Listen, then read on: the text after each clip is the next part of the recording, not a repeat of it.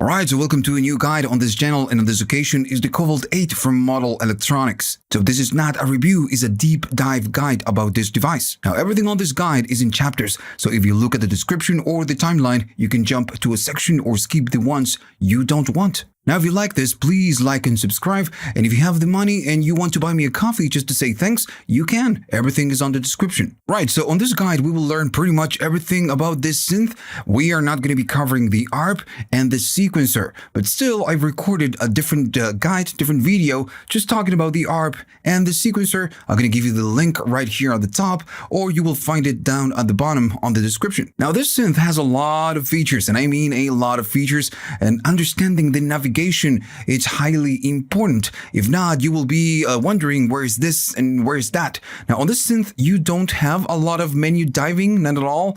You can access pretty much to all the different params by moving a knob, or maybe making a combination of keys and then moving a knob. But still, sometimes you're going to be a little bit lost, or maybe you don't remember how to access some params from the filter, for example, and you can easily access those params through the menu. So we need to understand two main things: how we navigate patches and how we navigate the display. So the synth has 5 banks with 100 presets each. So you have a 500 of total presets on this synthesizer. Now pretty much all different buttons, as you can see right here, they have a secondary function. And you know, we have a white, and then we have a light gray or light blue, and this is a secondary function. We will go through all the different functions, don't worry about this.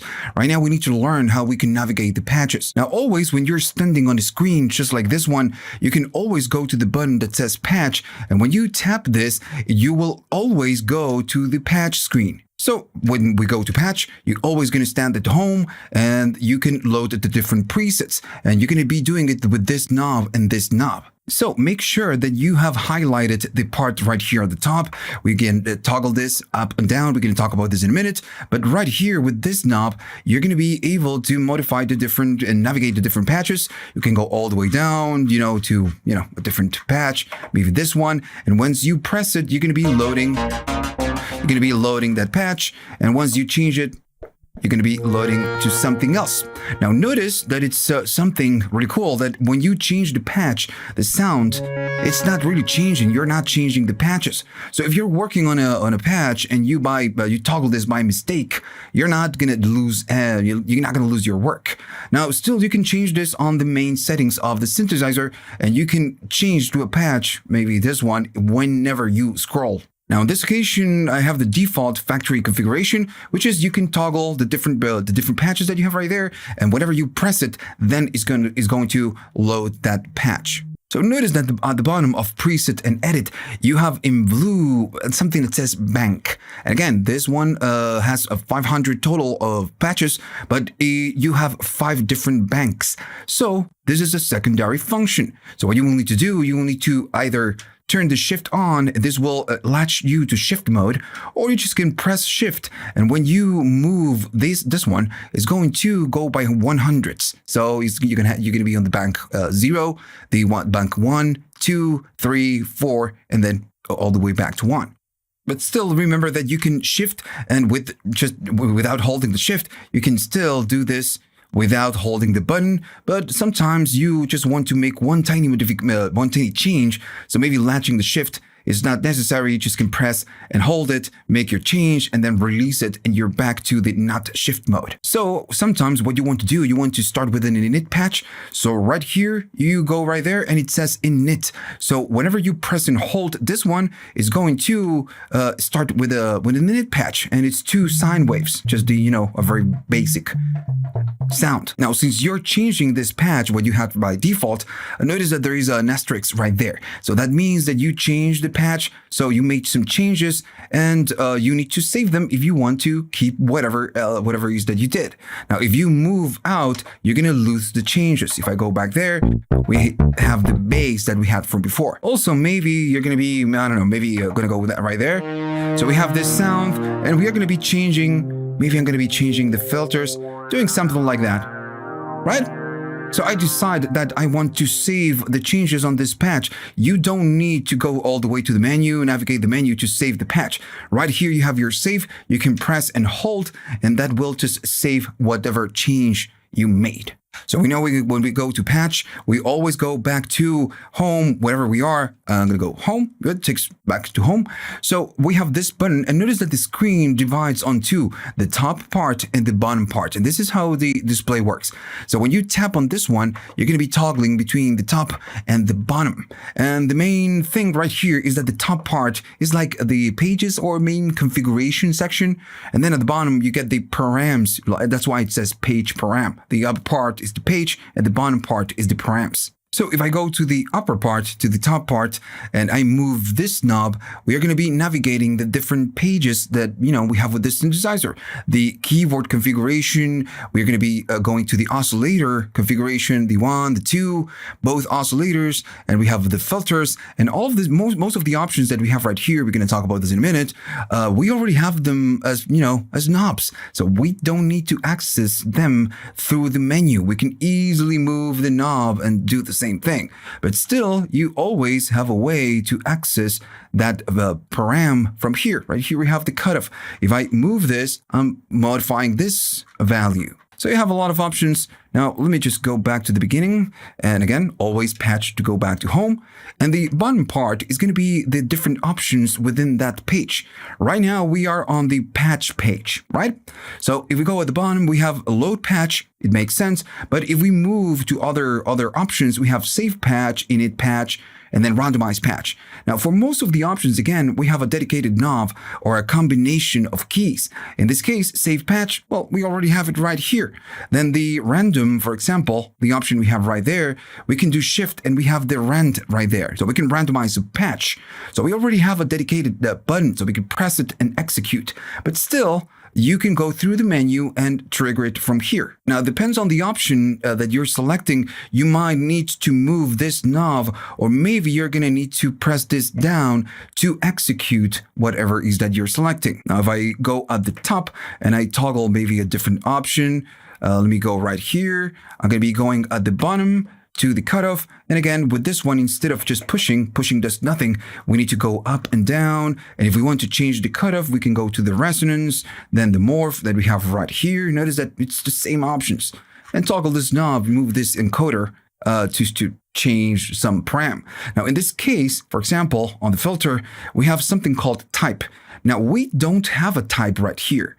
Now, still, we can access some of these hidden features that we don't have as a knob by doing a combination of keys, right? We're going to talk about this later. You don't need to go to the menu, but you need to know and remember that by going to the menu, toggling the different sections, you can access the filters, the modulations, the LFOs, and then right here, you can access to the params within that section. Again, that's why it's called page and param. Now, one thing that you don't have available right here on the main panel, if you go all the way to the end, you will find the configuration, the global configuration, the clock, the audio settings, the MIDI out, and all the main settings of the synthesizer. Right, so let's go to something a little bit more fun, which is the oscillators and the different algorithms that you get right here. Now, the synth goes deep. You have a lot of different oscillators and different params that you can use. Now, the synth has 40 different types of algorithms. Now, we will not go through all of them, stopping on each algorithm,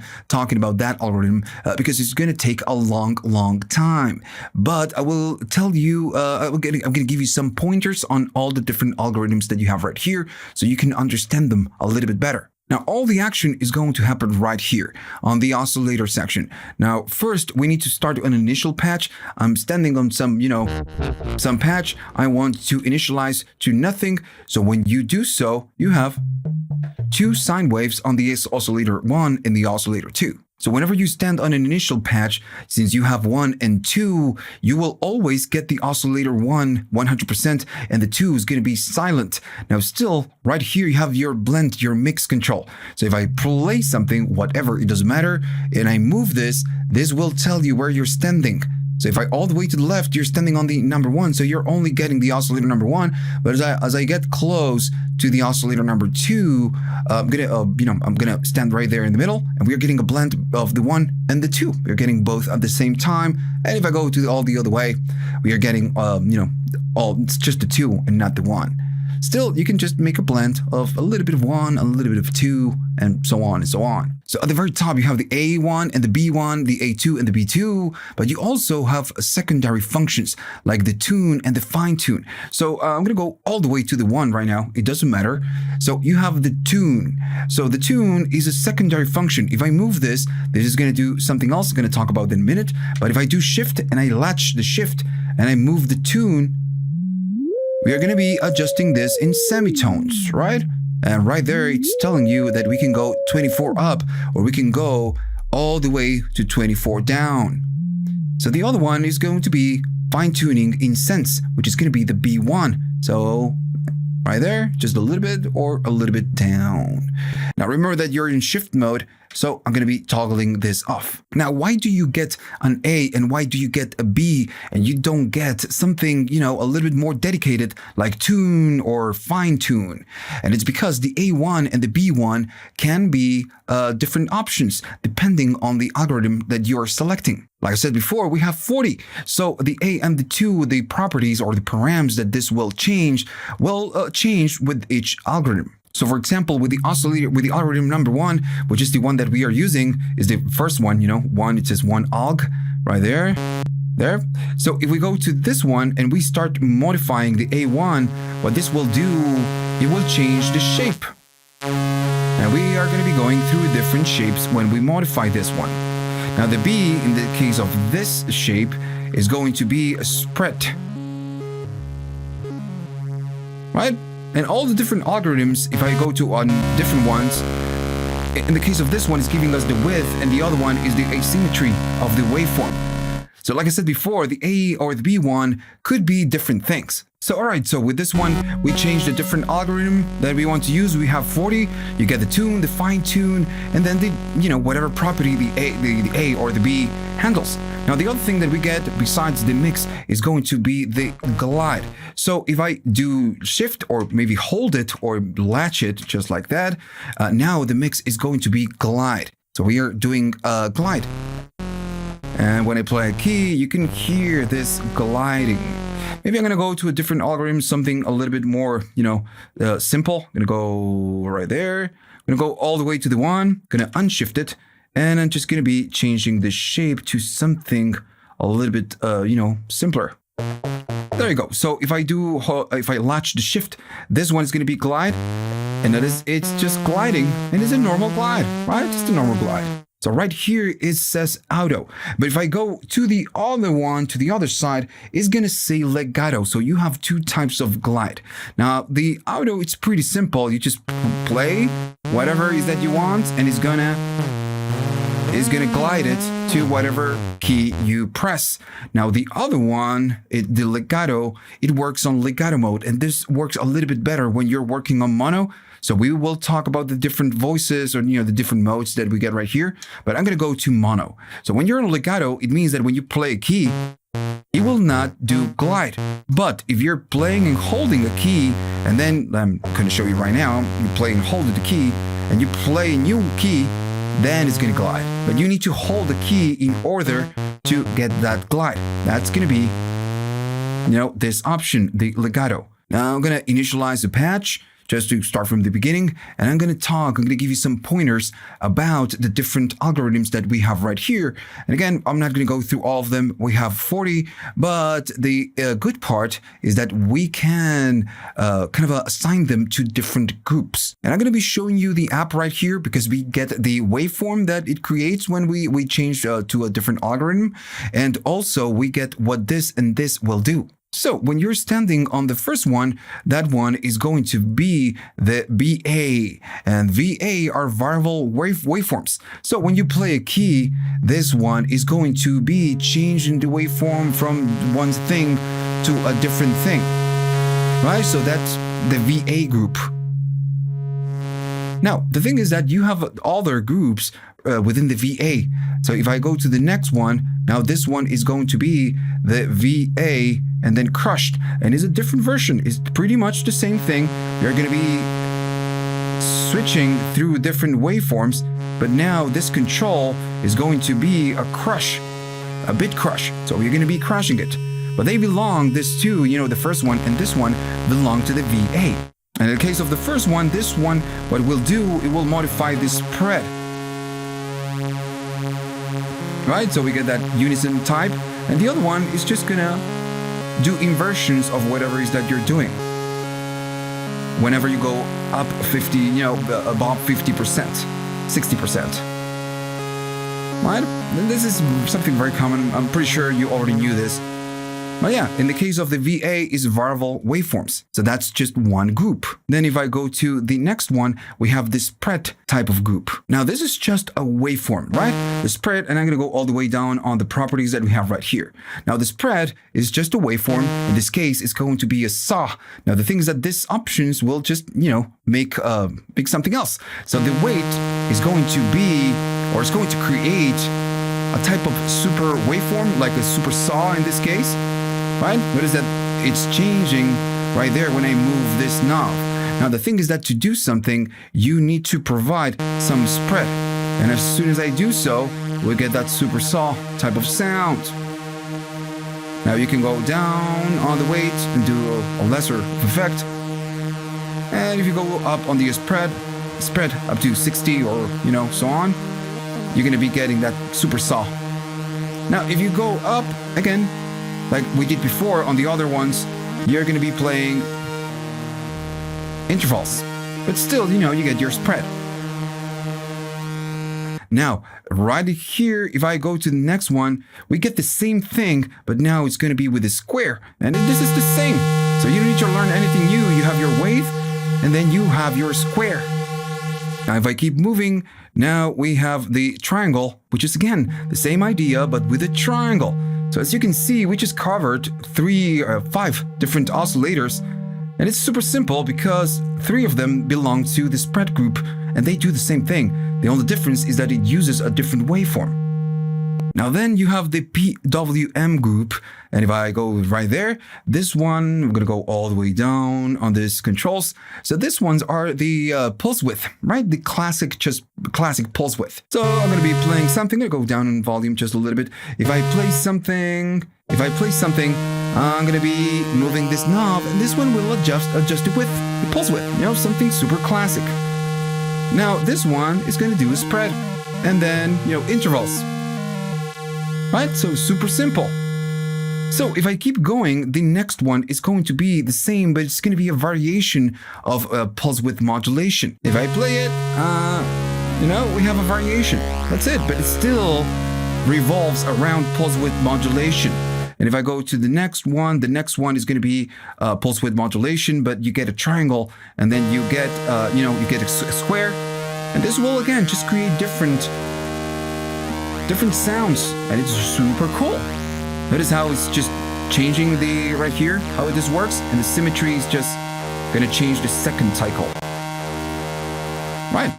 So if I go to the next one, you're still on the PWM, but now it's just going to be a little bit different, right? But they all, belong to the PWM world. So then the next group is going to be all about sync. And on this one, you get just a good old sync, right? And this one is going to give you a sub in this case, just a sub. But it's just a classic old sync. Right. Now, if I keep going up, now everything is going to be about sync. Now you get the same thing, but it's going to be with a square instead of a saw. And again, if I go up, now it's going to be sync, but it's going to be with a triangle. And still you get a sub. So notice that you have 3 oscillators that do the same, but just with a single waveform. Now let's keep going up. I'm going to go all the way down on this ones. And this one is going to be the fractal. Now, this belongs to a different group. We have fractals, and I'm going to maybe go right there. Let me go there. We have the fractals. We have the fractal saw, fractal square, which is the same thing, and the triangle. Then we have the reverse. We have the window, reverse square, reverse triangle. There's this just the same, but a different waveform. And then we have the windowed, sound, window sync. And then we have the metal. So all of these ones, a square, and then metal, the triangle. All of these ones are just combinations of sync and cross modulation. And they sound really cool. You just can get really cool waveforms. For example, I really like this one. And they're all just going to give you different sounds. Now, then it's going to be up to you to go through all the different algorithms and, moving these knobs just to see how it sounds or what you get. And later when you create patches, since you know that the fractals, the reverse, the windowed, and the metal ones, they are just a combination of sync and cross modulations, you kind of guess what type of sound you will get. Now, again, we have I'm gonna go all the way down. We have the window, then we have the reversed, the window right there, the fractal, reverse, then windowed, then metal, and then after the metal, we're going to be entering to a different group. So we have the ring modulation type. You have the RM, which is going to be that one, and you have a saw, you have our RM square, and triangle, and it's the same thing, but ring modulation, and they are just variations of ring modulation. Now, after the RM, which is the ring modulation types, we have an update on the synthesizer, so we have different oscillators. We expanded the synth. They expanded synth a lot more. So if you keep going up, at some point you're gonna bump with the chaos group, and this one's again revolve around ring modulation. And they're going to say chaos. And this one's, again, you just can create really cool sounds. Especially if you blend the A with the B, Chaos with the triangle. And there you go. So the chaos and the RM, they belong to their own group because they revolve around ring modulation. Now, if you keep going up, at some point, you're going to be finding, let me go down to this ones.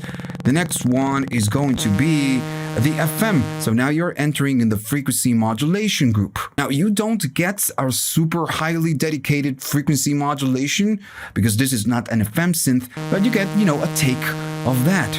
So you get different variations just to do frequency modulation. So after the FM, what you get is the noise. Let me just go there. So you get noise. I'm gonna go all the way down. And this one, it sounds like just a saw. But what you do, it's going to be AM with noise. We just get it right there. And they all, you get a saw, you get a square, and you get a triangle, right? Now, if you go all the way to the end, you're just gonna get just classic noise. And then you have a fold, which is gonna be wave folding. And if I go there, we're gonna be just wave folding, and we have a DC offset, which is really cool. So that's it. You have 40 different types, and you could create a lot of different sounds with them in a combination of the A and B because, you have 40. But still, it's a little bit easier to learn because now you know that they belong to a different group and you know what to expect from them. If it's about pulse width modulation, or if it's about sync, or if it's about wave folding, or if it's about sync and cross modulation. So you know a little bit more and what to expect from that algorithm. Now, for the sake of this tutorial, since we have a lot of things and I could be, toggling different properties right here, and I don't want to do this, I'm just going to go to the first one, and I'm going to be selecting something or always using something like a saw, or maybe a blend of triangle and a saw, something like that. So let's talk about the volume. This is going to be the main volume.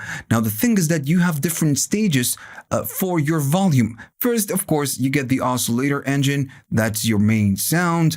And then this volume is going to be the last in the chain. So before this, you have another thing called patch gain. And for example, I'm going to go all the way down this one, maybe a little bit down. We're going to be getting that sound. So you can access to the patch gain by holding the patch right here and then going to the volume. Now this one, instead of going up on the volume, is going to go up on the patch gain. So notice that now is just a little bit louder. Now, if I go all the way up on the patch gain, I'm going to go to 200%, which is a lot. Remember that this is the first level. The patch gain is the first level of gain, let's say. So this one is going to go to something called gain boost. We're going to talk about that. And it's going to go through an internal limiter. Now, if you're cranking this too much, and depends on the sound that you have, of course, you're going to be crashing the limiter. So the limiter is going to give you a little bit of saturation, which is not a bad thing. Sometimes depends on the patch. But if you want to, if you have a problem with that, you don't want to crash the limiter, you will need to go down a little bit on the patch gain. Now, what is going to happen with the main volume? Now, the main volume comes after the limiter. So if you go down in volume right here or go up, it doesn't matter. You're not going to be crushing your limiter. The oscillators are the main sound source. Then it's going to go to something called patch gain. And then you have something that it's more in the configuration settings. I'm going to go all the way here. And when you keep scrolling, at some point, you're going to go to the settings. So when you get to the end, and I'm just, telling you this so you can navigate this, I'm going to go back, go back, go back, go back, and you have the audio configuration. If you go down at the bottom, you scroll with this knob and you're going to find something that says gain boost. So the gain boost comes after the patch gain, and you have different modes. Depends on what you want to do. You're going to be saturating whatever, goes to the limiter. This is going to push it a little bit more. Now, again, this depends on what you want to do. If you want nothing, it's going to do nothing. In this case, by default, it's just normal. Now, the only thing that you need to remember, and for now I'm just going to go back, is that sometimes some oscillators, especially when you add voices or it's going to duplicate it like we get on the, let me go right there. I'm going to be going up on the spread on the oscillator number 1. I'm going to go and do something like that. And maybe, I'm going to go to the spread song. So this one, this waveform, if we do nothing of spread, and maybe I'm going to be going, it's going to be louder, right? Just louder. But whenever we do spread, the sound is just going to go down in volume. That's why you get, this one. So you can adjust the patch gain and just add a little bit, of volume, because sometimes this synthesizer is going to be a little bit too quiet when you create patches or you do use different oscillators. So the main vibe of the Cobalt is that you want to get that analog vibe, right? That's the main idea. So with this synth, you have a few couple of options or params that you can change just to make the synth a little bit more analog-like. So first I'm going to start with an initial patch. I'm going to hold it, press and hold it. We start with an initial patch, and I'm going to move this one so we can have something a little bit more noticeable. So if I make a chord, we just get it. Gonna go down in volume just a little bit. There we go. So now you have 4 different things. You have the drift, you have a vintage mode, a width, and you have a free run mode. At the bottom, if you follow my finger right here, notice it says mod, but then you have 3 options. You have the drift, the width, and the depth. We're going to talk about the depth much later. But now we need to talk about the drift. So what the drift will do, and you just need to move this knob to do some drift. Right now it's at 0. I'm going to be doing something, and you can go all the way to 127. Now, the main purpose of the drift is that we'll modify, or we'll just modulate or offset the phase and the tuning of all the different voices. You have 8 voices. That's why it's called Cobalt 8. But right here, when you go up on the drift, this will just mess with the tuning and the phase of the waveforms, the voices. And as I go up, it's going to sound a lot more detuned. So again, this is just trying to emulate that analog vibe. Now I'm going all the way up. So it sounds a little bit detuned. Now maybe just going through the 30s or 20s, it's just going to give you, that natural detuning that you get with analog synthesizers. So all of these options in the case of drift is just about voices being inconsistent. Now then you have something else called the vintage mode. And to do this, you need to go to patch, you need to press and hold, and now you need to move the mix knob. When you do move it, notice it says keyboard, but then it says vintage, right? So this one, what it will do, the vintage mode, is gonna try to emulate again inconsistencies for each voice, and it's just all about the same idea about inconsistencies. Now, if I go down on the drift, I'm gonna go all the way down to the drift, but in this case, I'm gonna go all the way down up on the vintage. That is how it sounds.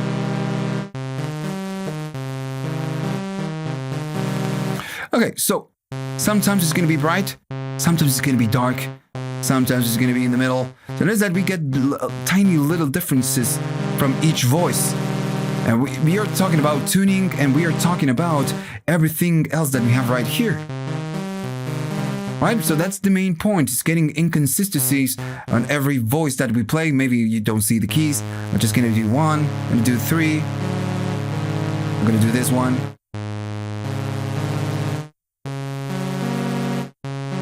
Notice it sounds really weird. And it's because we are all the way up. So now it sounds like this synthesizer needs maintenance, for example. And this is it's digital. We don't need maintenance for this, unless it's for replacing something. But now if I again do the same thing, I'm gonna go patch and down on the vintage. Now it's just gonna sound a little bit more, less broken. But again, all of this is about inconsistency. You can do a little bit of drift, or maybe you can go and do a little bit of vintage, and you're just gonna be every time getting a little bit closer to that analog vibe. That's what this synth tries to give you, that vintage analog vibe.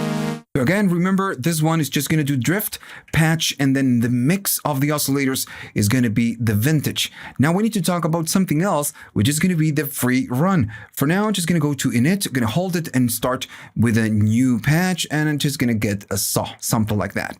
So when this was released, we didn't have a free run. It was added with the new firmware, and I think it's great. Now with the free run, what it does is trying to emulate analog synthesizers. With analog synthesizers, you always get running oscillators, free running oscillators behind the scenes. So, for example, we have one oscillator 1 and oscillator 2. And since this is digital, as soon as I play a key, it's going to give you the sound that this oscillator is going to generate. But behind the scenes, this oscillator is not constantly running, right? With analog, the oscillator constantly runs, and when we play a key or we do something, then the envelopes and the filters and everything else is just going to open and let the sound pass. But behind the scenes, inside the synthesizer, you don't hear it because everything is closed.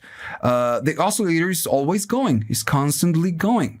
That's why you get the mode with the new firmware called free run. It's going to kind of simulate that always running oscillator. Now this was added on the firmware again, so you don't get a dedicated knob. Still, there's an easy way to access. When you move the mix control and you go to the page param and you go back right here, I'm going to do it again. I'm going to move the mix and I go back one little step.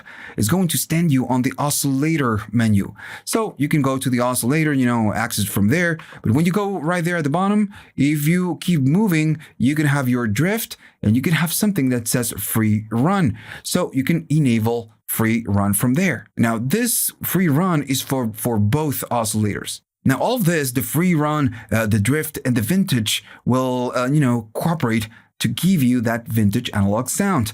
Now the free run still is really important when we talk about unison and stacking voices. We are going to be talking about this later. Now then you have something else called the width. So if I go right here, we have the drift and we have the width. And for now, I'm just gonna again start in a default patch and get me that saw that we have right there. There you go.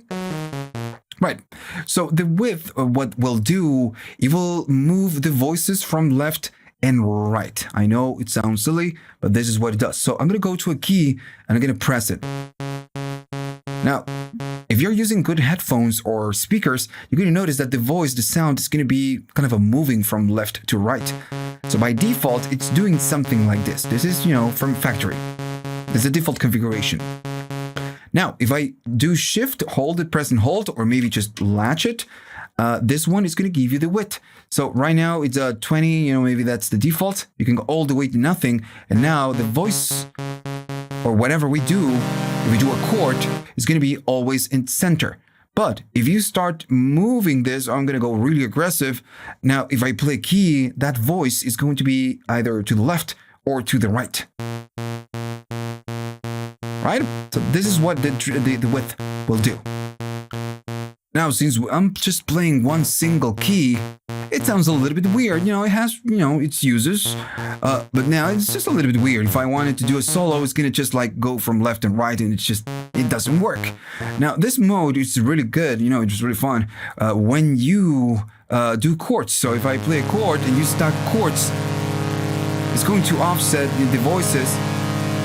So you get a wider sound because some voices are going to be in the left, some in the right. There is a difference, so you get a wider stereo image. That's the main purpose. If I go all the way down, it's just pretty much mono, so it sounds less big. So if I go, super aggressive, Just gonna be maybe just too aggressive, but still sounds cool. And now this is great when you go through the effects, add reverbs and delays, and you have, a difference from left and right. It's going to give you just a big sound. Okay, so we need to talk about filters, and this is going to be really simple. What it's not simple is the filter types. We need to go through a lot of filter types.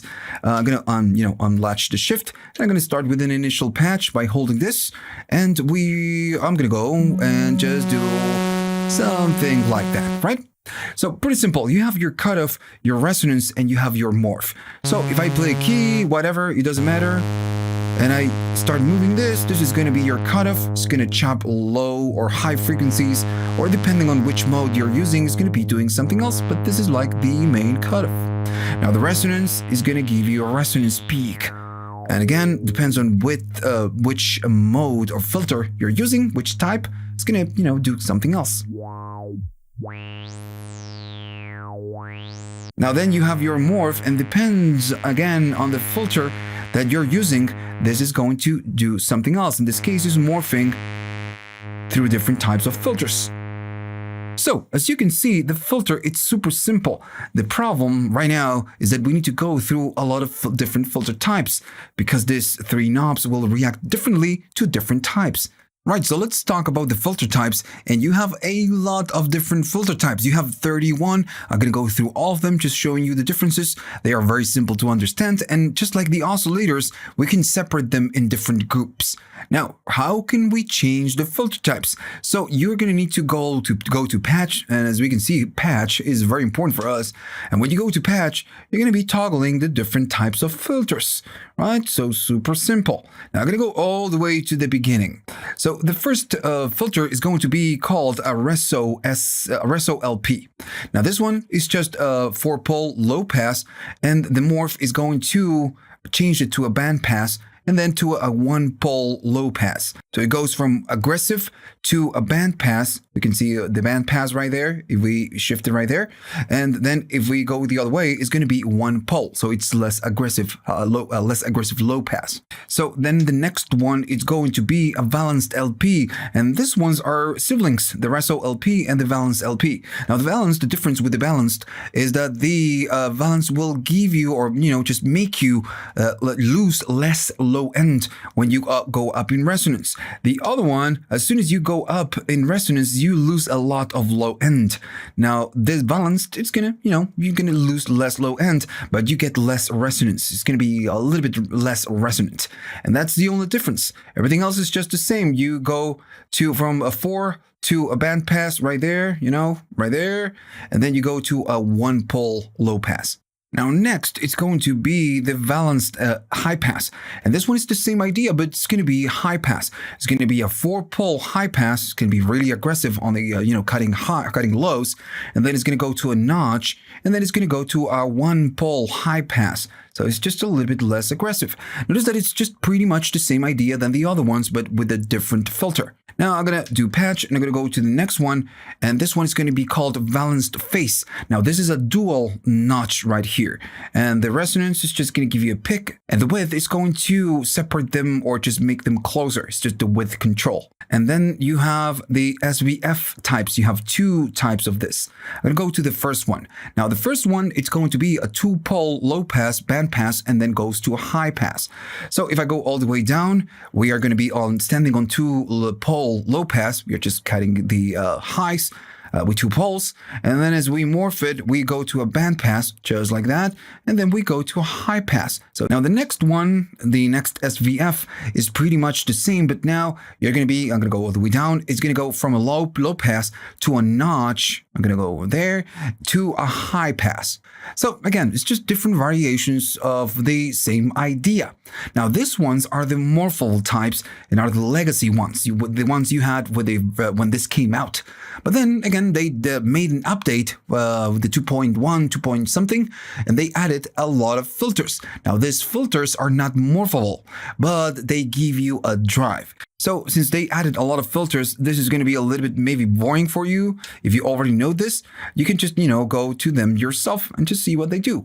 Now, this one is going to be very simple. If I hold this, it's going to say L24, then 18, and then 12, and then 6. So it's different pulse of the same filter, right? It's just all it is. That's it. It's 24. Then, let me go there again. 18 dB is going to be a 3-pole. This one is going to be a 2-pole, and this is going to be 6. It's going to be a 1-pole, and it's just a low pass. You can still do resonance, and the morph now is going to do drive. So if I go to the next one, it's the same idea, but now it's going to be with high pass. Keep holding. It's going to be a 4-pole high pass. Then it's going to be a 2-pole, a 3-pole, then a 2-pole, a 1-pole, and then it ends. But it's the same idea. You just get 8 types of low pass and high pass, and that's 8. Now, if I keep moving forward, I'm going to go from now all the way down to drive, no resonance, and I'm just going to go right there. Now, the next ones are going to be the band pass, and I'm going to go to the first one. Now, the main difference with this ones, and you get like 6 or 7, is that you have different combinations of how much you're cutting on the lows and how much on the highs. Let me stand right there. So on this one, let me go there, is going to be 12 dBs on the low pass and 12 dBs on the high pass. We still get our drive. Now, the next one is going to be, instead of a 4-pole, it's going to be a 2-pole. This one is a 4-pole. This one is going to be, let me just go there. This one is a 4-pole. This one is going to be the same, but it's going to be 2-pole. Notice that we get 6 dBs. Let me just put it right there so you can see it. So the next one is going to be a 3-pole, but the difference is the combination. You get 6 on the low pass and you get 12 on the high pass. And again, it's just, different combinations of the same idea. Now, if I move on to the next one, it's going to be 12 on the low pass, 6 on the high pass. If I go one more, it's going to be 6 on the low pass, 18 on the high pass. And if I go to the last one, it's going to be 18 on the low pass and 6 on the high pass. So the first group is going to be the low pass, common low pass, high pass with different pulse. Then the next group is going to be, the band pass, just like we did before. And then with different combinations. And the next group is going to be the notch. So if I go to the next one, you get a notch right there. Is just a notch. And you can go there, adjust the notch, and just, move it around. And if I go to the next one, you have a different notch, and it says Alt, and it's a different version of the same filter. So now we have a third group, the common ones, then the band passes, and now we have the notch ones. The next category is going to be, the next group is going to be a combination of a low pass with a notch. So again, the first one is going to be, let me go stand right there. Right there, it's going to be a low pass plus a notch. And we also have the drive, but the resonance is just going to be adjusting how this works, right? So really simple to understand. I'm going to go to the next one, and it's a variation of this one. That's why it says Alt. Now, if I go to the resonance, the notch is going to, the notch closes the resonance, or the resonance closes the notch right there, as you can see it. And if I go to the next one, it's a variation of the same thing. And notice that they all react the different way. When we do a resonance, it's going to go right there. It's going to go down, and it's not adjusting the notch. If I go to the previous one, it's going to be something else. That's how it reacts. And if I go to the other one, let me go that one. It's just, again, it reacts on a different way to the resonance. Now, if I keep moving, you are going to be standing on, it's one more, you're going to be standing on the band pass. And this, again, is the combination of band pass with a notch. So yeah, that's the main difference. You get your band pass right there, and the resonance will adjust the notch. The next one, it's a variation of the same idea. It's a band pass with notch with resonance. If I move the resonance, it's going to create a peak before the notch, and then, you just can move the cutoff. Now I'm going to go to the next one, and on the next one we have one single thing, which is going to be one single filter. So we don't have a group for this one. We have a phase ladder. Now this one will give you 2 notches right there, and the resonance is just going to, adjust the bump right there. And I'm going to go down resonance for now.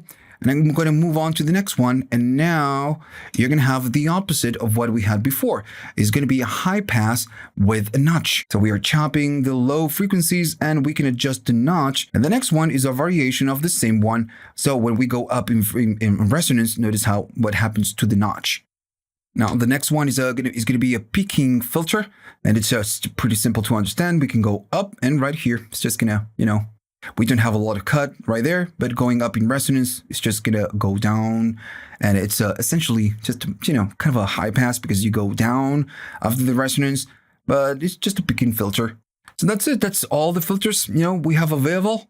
You are going to need to do some fooling around yourself, because me just telling you, it's going to give you nothing. Now you have a little bit more information maybe into how to navigate the different filters, but still you need to use them and, you know, make your own sounds. And in my opinion, the update, adding all of these filters, was a much needed update. There was a lot of complaints about the filters, sounding, you know, very digital, having no drive, and, you know, maybe having not a lot of different filter types. So the fact that they added a lot of filter types and they listened to the users, you know, is a very good sign.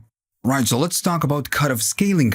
Now, this synth give you 8 assignable modulation slots.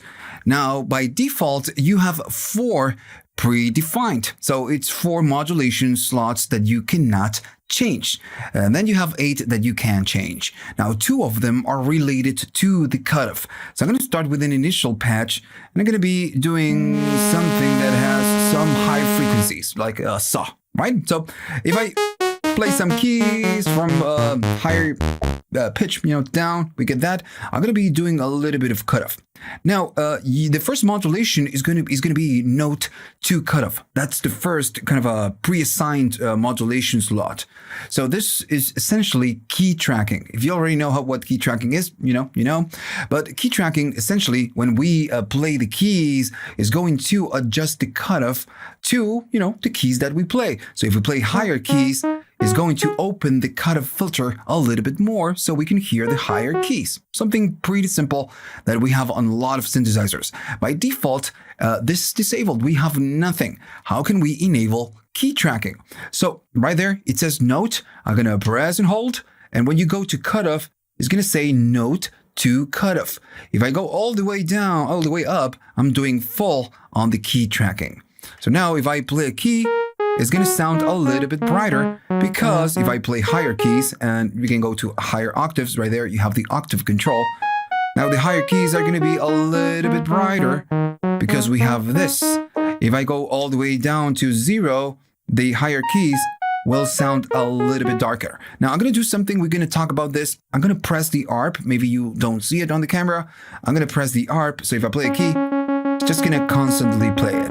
And for now, I'm just going to go and disable the voice width. You know, everything is going to be centered. Now, what I'm going to be doing, I'm going to go to velocity, and I'm going to hold, I'm going to press the sustain, and it's this sustain. So hold, we're going to talk about this later. But for now, I'm just going to press and hold. And while I'm holding, I'm going to tap this. Since I'm using an ARP, as soon as I play a key, it's just going to sustain the ARP and the note, so I can just freely use my hands. We're going to talk about this in a minute. So again, I want to change the cutoff scaling. If I go all the way down, all the way up, and maybe I'm going to go 1 octave up, maybe right there. Notice that it sounds a little bit brighter, and if I go down, it sounds darker. It's because these keys are opening the filter just a little bit more. It's going to be brighter and just darker. Now, if I go the opposite way, it's just going to do the opposite. The lower keys are going to open a little bit more, and the higher keys are going to close the filter, the cutoff, a little bit more. But still, you can see that the key tracking is just a little bit, you know, maybe not super aggressive. Let's say that you go to a Minimog, let's say, and then when you go to key tracking, it's going to be a little bit more aggressive. So it's because right now on this synthesizer, you have 3 different modes of key tracking. How can you choose different modes? So you need to go to patch, you need to hold it, and go on the resonance is going to give you the 3 different modes. The relative is going to be the normal one, the default one. Then you have the bipolar. Oh, I'm sorry. The legacy is the normal one. Then you have relative, and then you have the bipolar. So the legacy is just the one we've just been using when we do something like this. I'm going to go all the way up. Right? It's just the same thing. Now, I'm going to show you something. Now, I'm going to add a little bit of filter. As you can see, right there on the spectrum, we have that, peak. Now, as I play keys, notice that the peak, and I'm going to go, up, from up and down. Notice that the peak, it's just not moving. It's just staying right there. And this is not something that you get on analog synthesizers, usually. Right? So when you play keys, the resonance will follow whatever frequency that you're playing because the cutoff is adjusting to whatever is that you're playing. This is what you get on analog synthesizers. So when you hold the patch and you move the resonance, the legacy cannot do that. But the relative is just going to do it. It's just going to try to emulate that. So now I'm going to play higher keys. And now notice that it's opening a lot more. It's super bright. And we can see it right there on the spectrum. And as I go down, now notice that the frequency, that the resonance, the peak, is moving along with the keys when I go down in the keys and I play lower frequencies or higher frequencies, right? And you can see it right there. So now it reacts a little bit more real. So the bipolar is pretty much the same as relative. Now the thing is that it's a lot less aggressive and it's darker. So if I play something now, remember if I go again, let's go to relative. Notice it's just pretty aggressive. Now this one is, the bipolar is not. If I play it, notice that it's chopping a lot of the frequency. So now we are getting a sine wave. Right? So again, it's just a lot darker. So when you do this, when you use the different types, you just need to decide what you're going to do or adjust the values that you have right here. But notice that now it's still moving as relative, but it just, reacts in a different way. Now, this is the first pre-assigned modulation that you get on this synthesizer. The next one is still related to the keys, but it's going to be aftertouch. So if we go right there, you have something that says AFT and then T. Well, this is aftertouch, and this is pre-assigned. So you can attach to aftertouch whatever is that you want. I'm going to press and hold, and it works the same as, when we adjust the key tracking. I'm going to press and hold the aftertouch. And now maybe I want to modulate the cutoff with the aftertouch, and I'm going to be doing modulation with the aftertouch. I'm going to go, really aggressive, maybe to 40s, something like that. So now it says aftertouch will modulate the cutoff. So since on this keyboard you have aftertouch, I'm going to be playing a key. Oh, let me just move right there, do a little bit less. Now I'm going to be playing a key.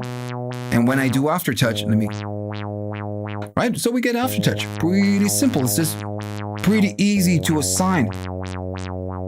And we can assign it to whatever we want. Right now, how this works, the aftertouch is tied to the cutoff. We cannot change the cutoff and link the aftertouch to something else. Right? It's because it's a predefined modulation. Now, can we use aftertouch to modulate something else? Yes, but we will be using the other 8 modulation free slots that we have available on the synthesizer. We will talk about that in a minute.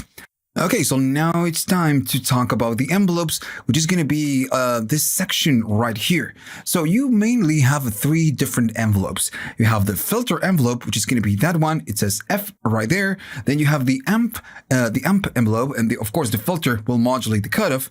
Then you have the amp envelope. This one is going to modulate or just control how the volume goes out of the synthesizer. And then you have a mod EG. Now the mod EG is an assignable envelope that you can assign it to something, to a program to modulate it. So I'm going to go to the filter. Now, right here, you get a common attack, decay, sustain, and release. And it's a common ADSR. I'm not going to explain how ADSR works because it's a pretty common knowledge. And this guide, I believe it's long enough already. You can go to the web and maybe I'm going to give you a link to a video where you can learn how an ADSR works. And then you have the depth control, which is going to be how much of that envelope you're going to be doing to maybe the cutoff, or the amp, it's going to be the volume, or the modulation is going to be whatever you assign the mod EG. So one little trick before we can, play with this, when you press and hold one of the envelopes, notice that all the 3 envelopes go, they light up, and it's because you can modify the attack, decay, sustain, release, and it will modify it for all the envelopes. Yeah, and I'm going to be showing you again right there on the app.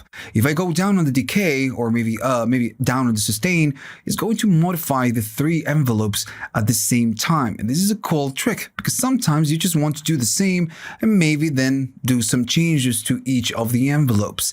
But again, you need to keep pressing, press and hold.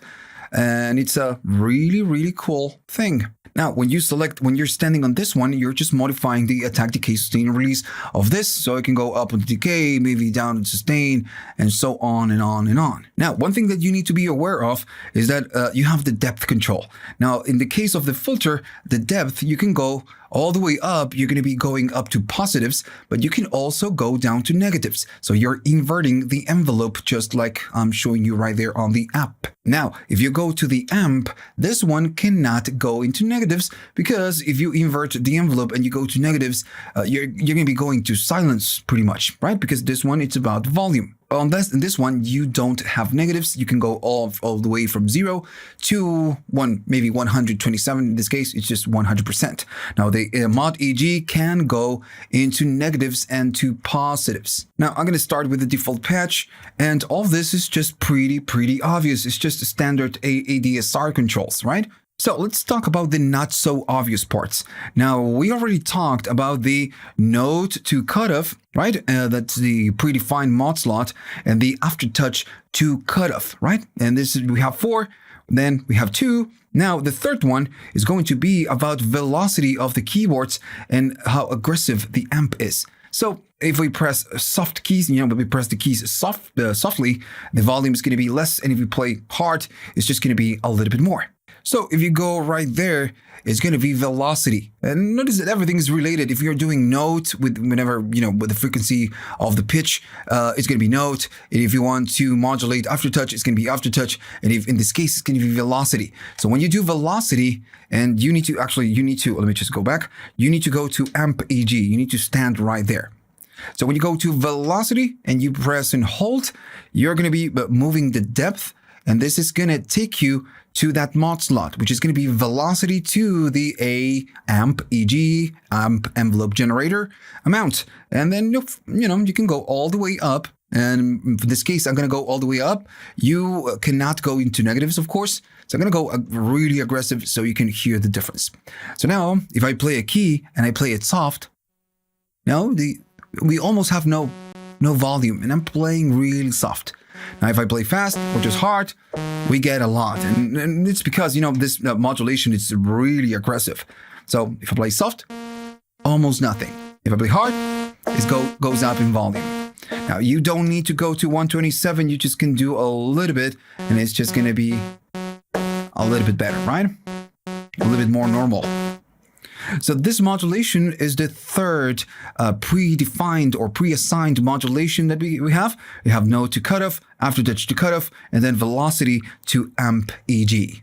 Now, the next thing that you really need to know is that you have different modes for your envelopes. I'm going to start with a new patch. I'm going to go right there, and I'm going to be getting, that's all. Right, so if I stand maybe on this one, all the different envelopes have different types. So you can use them as exponential, you have a snap, you have a soft, and you have a linear. All right, so how can you access, these properties? And this is something that applies to pretty much the whole synthesizer. So I need to access to the settings of the filter EEG. So if I'm standing right here and we get the filter right there, I'm going to move backwards, back, and it's going to give me the menu for the filter EG. If I go to the amp EG and I do this, it's going to give me the amp. Same with everything else. If I do cutoff, I'm going to go back and it's going to give me the filter menu and, oscillators and so on and so on and on. So in this case, we need to talk about the envelope. So in this case, I'm just going to go to maybe the amp. I'm just going to go to the amp. I'm going to go back and we are standing on the menu. Now tapping, we can go up or we can go down. And right now we need to move through the different params. And notice that we have the amount, the attack, decay, sustain, and release, the same options that we have on the knobs. But then the last one is going to be type. So exponential is the classic exponential curve, is a regular curve. So it's just pretty simple. First, I'm gonna kind of create an example. I'm gonna go down, maybe do a little bit of release, something like that. And I'm gonna go down maybe right here. Gonna go no attack, a little bit more decay, like 60%, and no sustain. I'm just gonna do something like that. Now remember, just going to the amp and going back, we can go through the different options. And now I'm gonna be standing on expo. So expo is just gonna be exponential, is the default curve that you get. Now, the next one, if you use this to move it around, you get snappy. So this gives you a sharper or faster attack and decay. Notice it sounds a lot different. This is a lot longer. Just, snappy. And this is great if you want to create maybe percussive sounds or maybe, plucks or, things like that. So if I keep going up, you have the soft. Now soft, it's pretty simple. It's just a different curve. It's a little bit less aggressive, but still it's not linear, right? So we still have a softer decay and attack, softer curves. And all of them just, sound a little bit different. Notice that this one is a little bit longer. Taking a little bit more time because we have a different shape. It's not really longer. It's the same, but since the shape is different, the curve is different, it sounds a little bit longer. And it sounds less longer than linear. So the next one is going to be linear, and this is just completely linear. If you play it, you can hear that. Now, the confusing part is then you have the same options that you have right here, but then it's going to say expo long, it's going to say snappy long, soft long, and then linear long. So what is the difference? Well, there's no difference. The difference is that there's no difference. Now, the only difference between them is that the times are going to be multiplied. So this ones, the long ones, are just going to be 2 times longer. So if I go to maybe expo long, and I go to expo, there is no difference. Now, the main difference comes when you go up on the decay and you go, you do a little bit more decay, and maybe I'm gonna go and do a little bit more release, so we have something longer. So I'm gonna go there and just go again to the types. I'm gonna be playing this. And if I go to the other ones, it is a lot longer. So as you go up on the values, it's just going to get, just super long. Now, something that you don't have right here, when you move the knobs, especially when you move the knobs, is giving you, the shape, but you don't get a visual reference of the values that you're modifying, which is, you might be a little bit confusing sometimes. It would be great to have a reference of how much you're doing right here, or maybe in times. You don't have times, you just have values, like you see it right there on the app. It will be great to have milliseconds or maybe a different instruction. And I'm telling you this because it's wishful thinking. So maybe modal is just listening, right? So this could be a great add. But yeah, if you're wondering, can we see the values, maybe a numeric value or something? No, you don't have it. Okay, so we are going to enter into the mod EG. And again, I'm just going to start with an initial patch. And I'm going to do a saw, something like that. Right? Same thing we did before. I want to talk about this one. Now, this one is just an envelope like the other ones. Pretty simple. Now, this one can be assigned to modulate something, right? That's the main idea. And it's going to be very simple to use, but now we are entering in the modulation world, how the mod slots work and everything else. So, once you're standing here, you need a way to link this modulation, this envelope, to something else that we want to modulate right here. How can we do it? Well, if you're standing right here, it's the light is on. I'm going to tap it one more time and it will enter into assign mode. And when it's blinking, it means that it's trying to link it to something else, to assign it to something else. And let's say that I want to do the tune, for example, of the oscillator number 1. Well, in this case, the tune is a shift function, right? So I'm going to be holding shift and I'm going to be moving this. And right there at the bottom is going to say that the MEG is going to modulate the oscillator 1 pitch right? And it's that easy. Now, when you move this knob, you're adjusting the depth, which is how much of the envelope will be modulated. And you can go really aggressive. I'm going to go really aggressive just to prove my point. And now, when you go out, you have your first mod slot assigned. How great is that? If you are done and you want to get out of the screen, get out of the assign mode, notice that it's just still blinking. You tap it one more time, and there you go. So now you're back to the mod EG. So if I do some attack to this envelope, now we get the modulation. We are just modulating the pitch with the envelope. I do less attack. Right? So pretty simple and straightforward.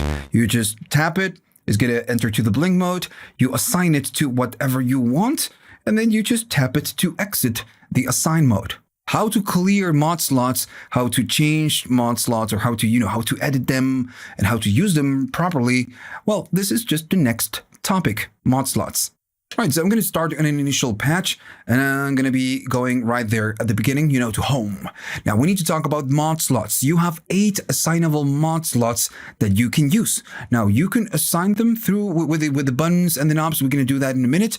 But if you want to, you can do it from here. And sometimes, it's a little bit easier to do it from here. So when you go right there, I'm going to go to patch so we know that we are at home. I'm going to stand right there at the top, and I'm just going to scroll until you find something that says mod slots, right? So you get mod slot 1, the 2, the 3, the 4, the 5, the 6, and the 8. So you can assign them from here. Now, if you go one more after the 8, you're going to find something that says mod. Now, this mod is the 4 predefined mod slots that we have available. The ones we discussed, the note to cutoff, the aftertouch, and the envelope to velocity, right? And we can see them all right there. Now, we didn't talk about this one, is the last one, but we're going to talk about that in a minute when we get to LFOs. So if I go back, we have the 8, the 7, so we can select whatever mod slot, and I'm going to go to the 1, and once you tap it, it's going to go down. So you have different options. The first one, you can turn it off or turn it back on if you have something. Now, the next one is going to be source, and the next, it's going to be destination. So, of course, since this is a modulation slot, you need to select the source that will do the modulation and the destination that will be modulated.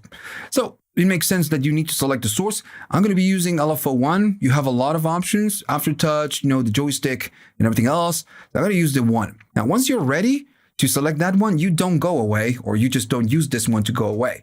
It's still going to say empty. You need to go right there and just push this one, the right one, to select the LFO as a source. And it will tell you right there at the top, the LFO1 of the mod slot 1 is the source, and it's going to modulate what? Well, then you go to destination and you just find something to modulate. Now, in this case, I'm going to do cutoff because it's just pretty simple to hear. And you need to do the same trick. You need to push it to confirm that that is the source. So LFO1 is going to go to, is going to modulate filter cutoff. Right, so we are not done yet. Then we need to go at the bottom and move to the next one, and it's going to be the depth. So you need to select some depth. You can go into negatives, of course, right? But in this case, I'm going to go to positives. So the LFO is going to modulate the cutoff. Now, as soon as I do so, now I need a little bit more harmonics. I'm going to do something like that. I'm going to do a little bit less on the cutoff, a little bit of that, maybe less resonance. And we can hear that when I play a key, is the LFO is modulating it. Now I'm going to go to the rate of the LFO. We're going to talk about the LFOs in a minute. And we can, clearly hear that it's being modulated. So as you can see, you can easily go to the page of the mod slots, select whatever, and then just change the properties. If you want to reassign the destination, you can do it from here. The source, you can toggle you can toggle it on or off. And if you go at the bottom of the last option is going to be clear. So if you want to delete this mod slot, you select it, kaboom, it's gone. Now, that is one way of doing this.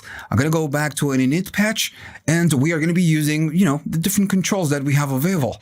So you can, again, assign an LFO, and we are going to be doing that in a minute, but you can also do velocity, for example, the aftertouch, or the note, the same way we did it before. But now it's going to be a little bit different, because we are talking about Modslots. So it's just a little bit different. So how do you do it? Now, I'm going to go maybe first do the velocity. So I want the velocity to modulate something. So this is the velocity. So as soon as I tap it, it will enter assigned mode and it will stand me or will ask me to move a property that we want to modulate with the velocity. And in this case, I'm going to do resonance. If I do velocity cutoff is the one that we have pre-assigned, I'm going to do the resonance. And just by magic, the mod slot 1 is going to say velocity will modulate the filter resonance. And just by moving this, you're going to decide the depth. And if I go down, you can go into negatives and so on and so on. Now, once you're ready, you're done, this modulation is done, just like we did with the mod EG, you just go right here, you just tap it and you get out of the, the assigned mode. Let's do another one. I'm going to do, I don't know, the aftertouch. I'm going to do aftertouch and it's going to enter assigned mode for aftertouch. And I'm just going to be changing the tune or the A1 in this case. And that's it. You select the depth. Maybe I'm going to be going down. And that's it. Aftertouch is modulating the oscillator 1, and it's going to be the property A. And if you want to get out, tap it, and it's going to go out. So now we have 2 mod slots assigned, and it's just that simple. It's just that simple. It's a pretty easy synthesizer to use with modulations. Now, right here, we can do velocity. We already know that. Aftertouch, we know that. The note is going to be the value of which key we press. We already, talked about that. And then if you're wondering what expression is an expression pedal. You can connect it and the expression pedal will control pretty much the depth of that, source. Now, there's one thing that I didn't tell you. Now, let's say right now we have 2 modulation slots, right? The velocity and the aftertouch. So to go to the panel or the menu of the mod slots, in this case, I need to go back home and then go right there at the top and scroll all the way to the mod slots in order to access the mod slot 1 and the 2 and maybe make some changes, right? And this sucks. Well, what you can do, and it's a shortcut, and you can see it right there at the bottom that it says mod slot right there. And this one's, the one at the bottom, X, Y lock, sustain, and mod slots are just functions that you can access just like the shift functions, the ones you have at the top. Now, the thing is that these ones, they will react to the velocity. So if I want to access the mod slots, I'm going to press velo, I'm going to keep holding, and I'm going to tap this one. And this will take us to the mod slots. So we don't need to go to patch and then scroll. You just can directly do velo and then mod slots, and it will just stand you right there on the modulation slots. And by tapping, holding and tapping several ways, it's going to toggle, the different mod slots. It's going to tour you, through all of them. So, this is just a much easier way to go to that page. Right, so let's talk about the XY control that we have right here and the sustain. Now, the XY is super cool. Now, if I go to an initial patch and I add a little bit of bite right there, maybe not that much. If I go to the XY, this one is going to control the pitch on the X-axis, go down, go up, and then the Y-axis by default does nothing, right? So the XY is something cool where we can assign it to a mod slot and do something. Now, if you take a look right here, you have as a shift function access to the X plus, the X minus. This is going to be X plus and then X minus, and this Y plus and then Y minus. And that's it. You can assign the XY to do something the same way we did before. Now, notice that they are shift functions, so we need to go to shift mode. Now we are standing on shift mode. And if I, let's say I want to assign a modulation, assign the X plus to a mod slot, well, I'm going to be doing this one, and it will enter into, assign mode for the X plus. So let's say I want to modulate the cutoff in some fashion. And notice it says mod slot 1. And we are doing the Y plus to filter cutoff. And I'm going to go full just to make it obvious. And once you're done, since you are already standing on shift mode, you tap it and you get out of the assign mode. I'm going to tap shift and get out of shift. So now if I do some cutoff and I play it and I move this mod slot, the Y, it's just going to modulate the cutoff. You're just assigning the Y plus to a mod slot. Same thing if I wanted to do the minus, go to shift, going to tap the A1, the A minus, and this one is going to do, resonance, something like that. It doesn't matter. And once we are done, I'm gonna disassign it, you know. I'm gonna do shift, and now if I play it, we get resonance. Now you can do really cool things like, for example, attach it to maybe the A1, something like that, or maybe, you know, the spread, and you can modulate the spread with the Y. You know, you can do all of that. And right here, you just need to do a little bit of exploration. Now I'm gonna go to an init patch, and I'm gonna show you something else. Now you have something called sustain right here at the bottom, and XY lock. Now, first I'm going to show you the sustain. It's pretty simple. If you remember that these ones are at the bottom, they will respond to velocity when we are, holding this. And in this case, I'm just going to go to sustain right there. So now every key I'm playing is going to sustain it. I'm going to get a little bit of bite. So if I play this, it's going to sustain it. I'm just, not playing anything. And if I play more keys, it's going to sustain all the keys we play. Now, to get out or to kill it, I'm going to go hold velocity and do sustain again, and it's just going to kill them. It's just going to, stop holding them. Now, the thing is that sometimes you press a lot of keys and you get, it's holding a lot of keys. And sometimes you don't want this. Maybe you want to hold one single key. All right, so if I do velo and I go to sustain, but this time I hold it, now this one is going to be blinking, right? So now it's going to sustain, in this case, this key. But if I play a new one, it's going to unsustain. That one is going to release it, and it's going to be playing this one or this one. So you do one at a time. It's not going to stack the different keys. Now, if you want to get out, you go out by doing velo and then sustain. And the other one is the XY lock. This is useful sometimes. So if you go to velo and I tap on that one, now the XY is going to be locked, and it says XY lock, it's on. So if I play something and I move the XY, it will, not do it. And if you want to undo this, you just go to velo and you tap XY lock. All right, so let's talk about the LFOs. And this is pretty simple. They are pretty simple LFOs, but there are some things that you need to know. Now, we have 3 LFOs, and you have them right there. You have LFO 1, and then you have the LFO number 2 that it shows right there. Now, you also have the LFO 3, but it's you can access to LFO 3 by doing a shift function. Now, there's a tiny difference between the 1, the 2, and the 3. Now, the 1 is going to be a global LFO, and the 2 and the 3 are polyphonic. Now, if you don't know what that means, don't worry, I'm going to give you an example. Now, first, I'm going to go to an initial patch, and I'm going to add, just like we did before, a little bit of bite. Now, what I want to do, I want to use the LFO, right? And I did something wrong right there. Let me just go back to an initial patch. I want to start, right from the beginning, so we can all start from a default patch. So what I want to do, I want to assign an LFO to something, and the only way we can do it is through Modslots. We don't have a predefined way of doing this, right? Like a pre-assigned Modslot. We can do it by assigning this to a Modslot. So how can we do it? Well, it's the same thing, the same way than before. I'm going to be using that LFO, which is going to be the 1.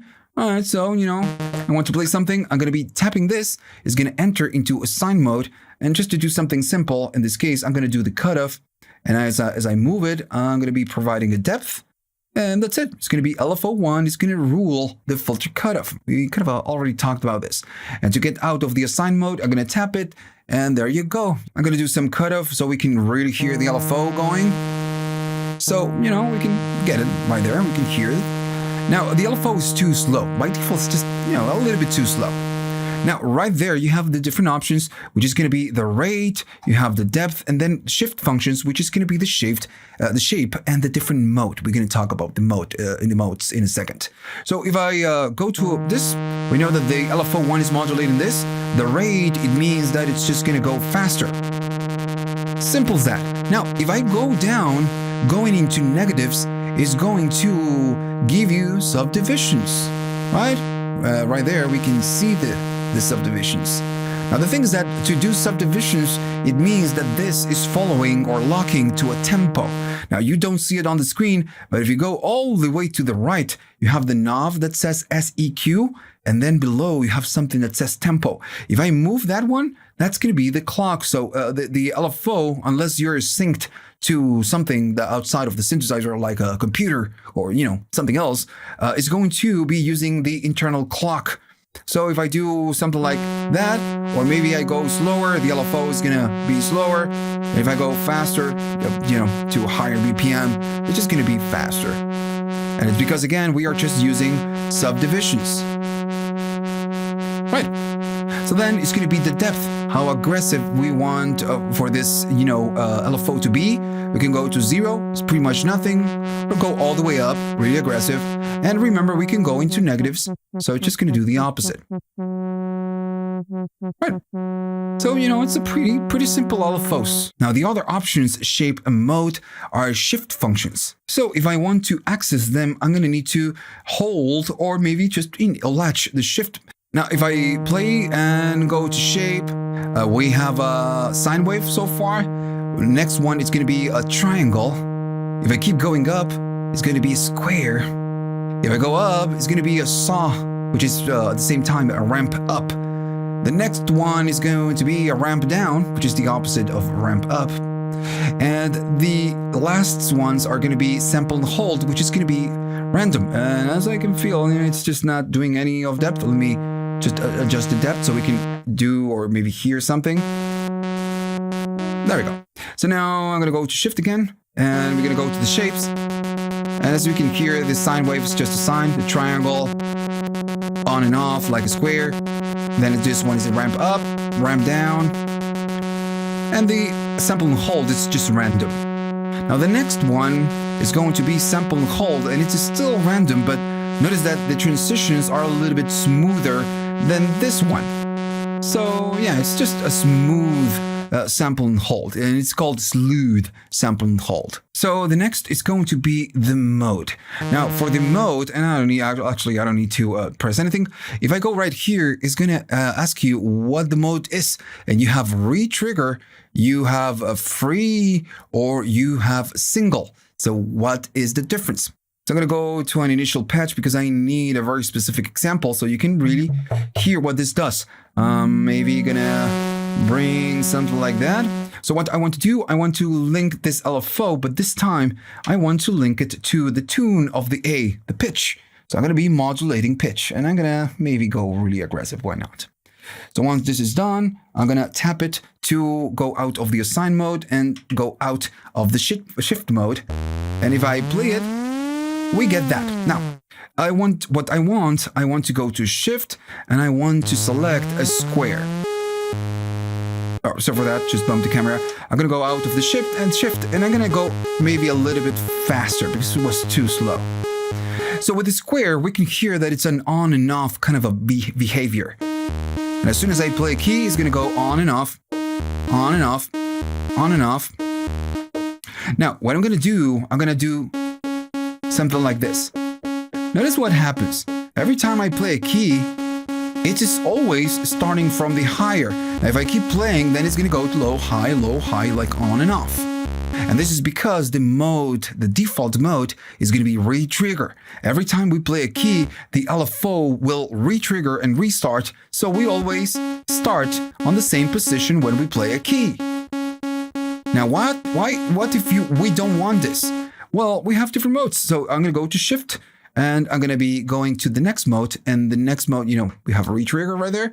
The next mode is going to be free. This one works like very kind of old LFOs on analog synths. If I play a key, it doesn't care I'm playing a key. The LFO will not restart. So behind the scenes, it's just kind of constantly moving. So it doesn't care. So if I play a key, now sometimes it depends on when I play the key. It's going to be up or it's going to be down. Right? So it doesn't care about me playing the key. It will not restart. Right, so that's the free. Now the next one is going to be the single. Now single means single shot. If I play a key, it will do the modulation one time and then it will stay down. Right? It's just single modulation. It doesn't care I'm holding a key. Just gonna do it once. So that's pretty much the LFO. We don't have anything to cover. All the LFOs are pretty much the same, the 2 and the 3. I'm gonna explain why, how you can make the LFO3 work, and what's the difference between polyphonic and global LFO. So first, I'm gonna go back to a default patch. I made a mistake. I need to go out of the shift mode and then go back here, and then we have a brand new patch. All right. So I want to use the LFO2. Well, it's the same as than using the LFO1. Once you tap it, it's going to enter assign mode, and you can do whatever you want. And it's just the same thing. Now, the difference is the LFO3. Now, this one is accessible through a shift. So you need to go to shift, then be on, need to be on shift or maybe latched or press and hold. And then and only then tap it, and it's going to go and stand on the LFO3. And it says right there, LFO3. Now, how can you do to assign it? Well, in this case, again, the shift needs to be on. If it's off, you cannot assign LFO3. Now it's the same way. Now, when this is constantly on, it means that you're standing on LFO3, right? If it's off or it's blinking, it's because you're standing on LFO2 and LFO2 assign. So I'm going to be tapping it. Now it's going to blink, but it's blinking faster. Right? This means that the LFO3 is waiting for you to move on off to assign it to something. And since I'm using shift, I'm going to do the tune. And there we go. LFO3 is going to control the oscillator pitch, oscillator 1 pitch. And it's that simple. If we want to go out of the assign mode, I'm going to tap it. And we are still standing on the LFO3 because we have shift enabled. But we have our LFO. And this one is the 3. All right, so I'm going to go out of the shift and start all over again because I want to explain, if you already know what it is, how it works, global and polyphonic LFO, you just can move forward to the next section. Now, the first LFO is going to be global, but the 2 and the 3 are polyphonic. Now, right now, I'm just going to maybe get out of that mode. We are entering the number 2, but I don't want this. I just want to start from the scratch right there. All right. So what I want to do, I want to use the LFO1 and I want to assign it to the tune, just like we did before. And I'm going somewhere. I'm going to LFO1, I'm going to go to shift, and I'm going to go to tune, and I'm going to do a modulation, and I'm going to go really aggressive. Right now you need to watch. You don't need to do it at home if you don't want to. Once we are done, I'm going to get out of the LFO to the of the assign mode, and I'm going to go out of shift. Now, if I play a key, this one is going to be modulating the LFO. Now, I'm going to go a little bit faster. It's maybe too slow. Right. Now, remember that the number 1 is global. So I'm going to be playing a key. And I'm going to do a little bit of cutoff, just a little bit. I'm going to play a new key. I'm still holding this key, so I'm kind of doing a chord. And I'm going to do a new one, so I'm doing 3 keys at the same time. I want you to look at the spectrum. Notice that all the notes are moving in the same direction. They are following the LFO. So all the voices are following the same LFO. So this means global.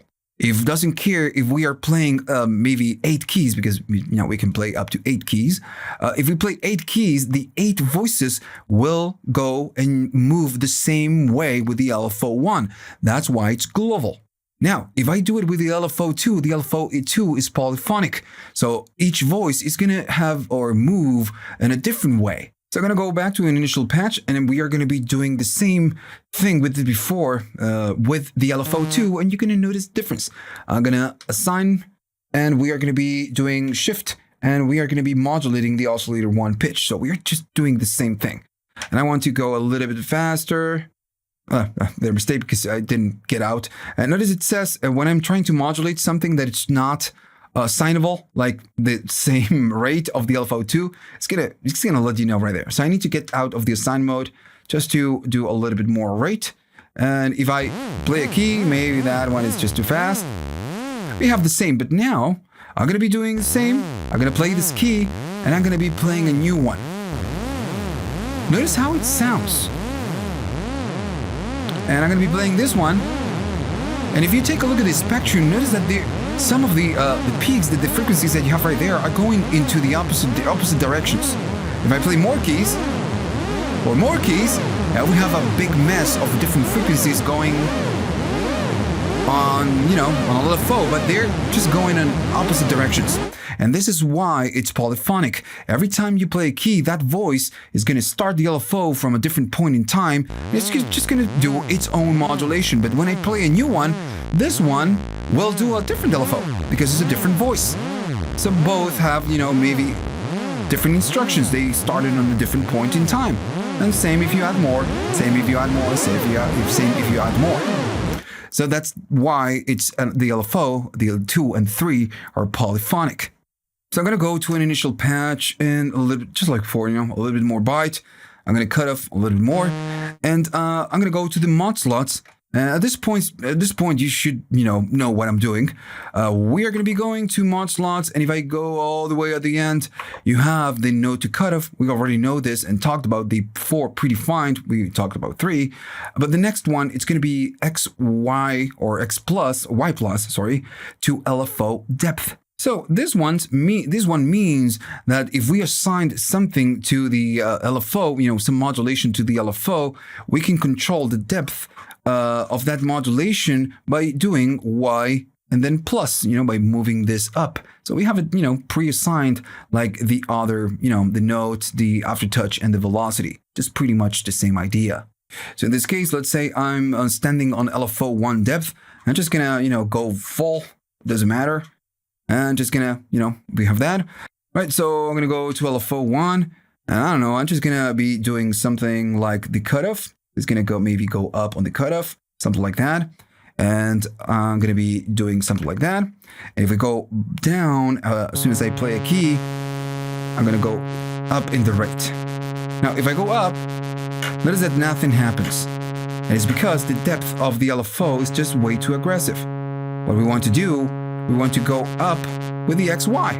And that's what it's going on right now. Right?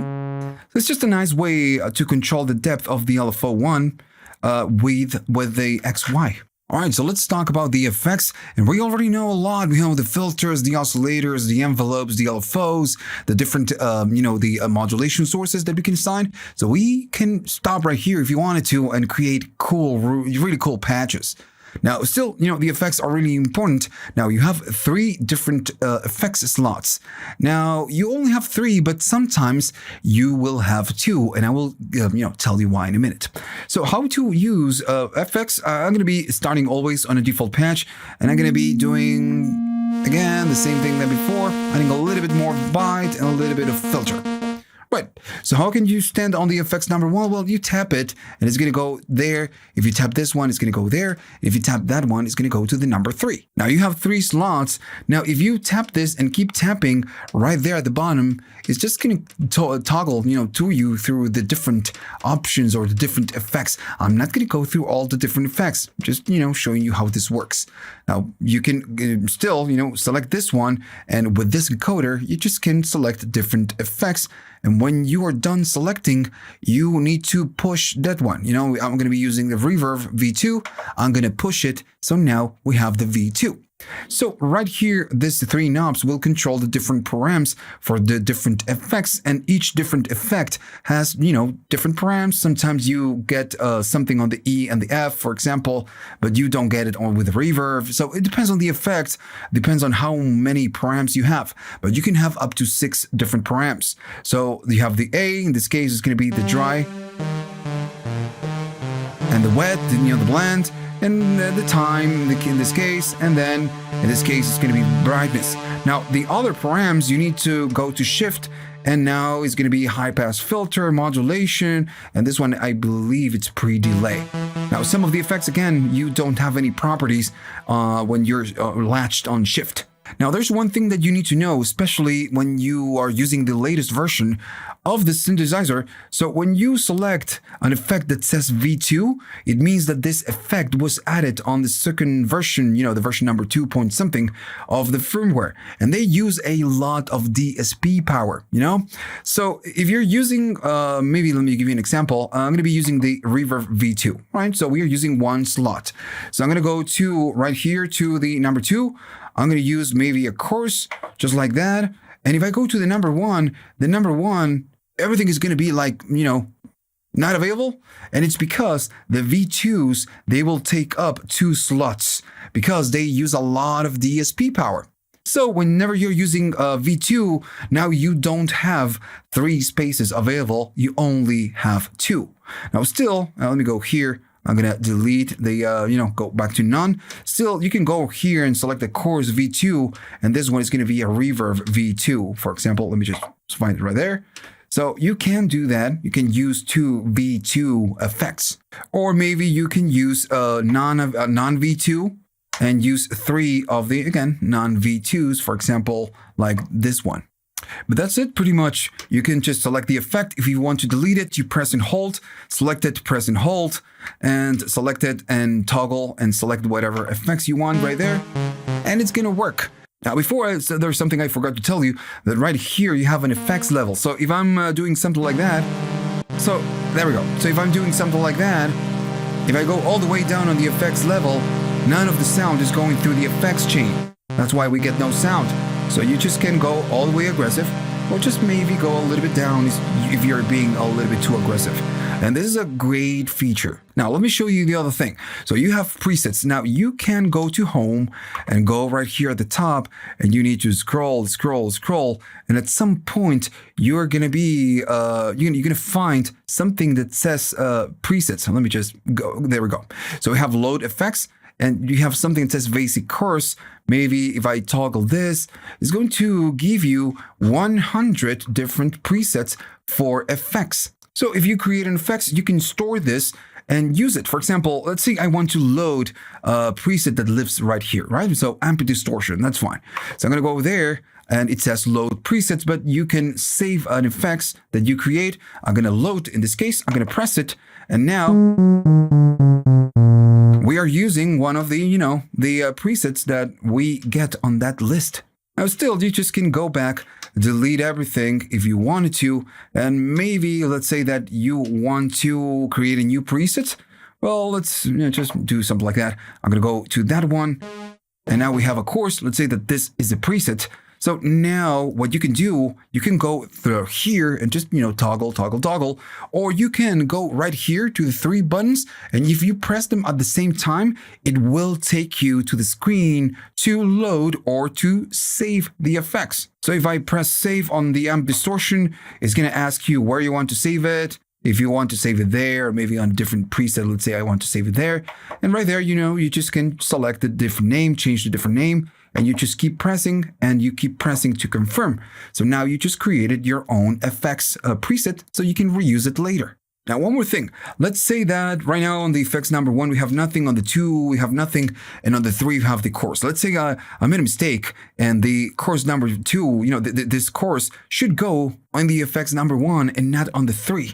So when you're standing on the effects, you can go right here, and if you scroll all the way to the end, it's going to say swap width. So right here, you just need to select with width, with what you want to swap it.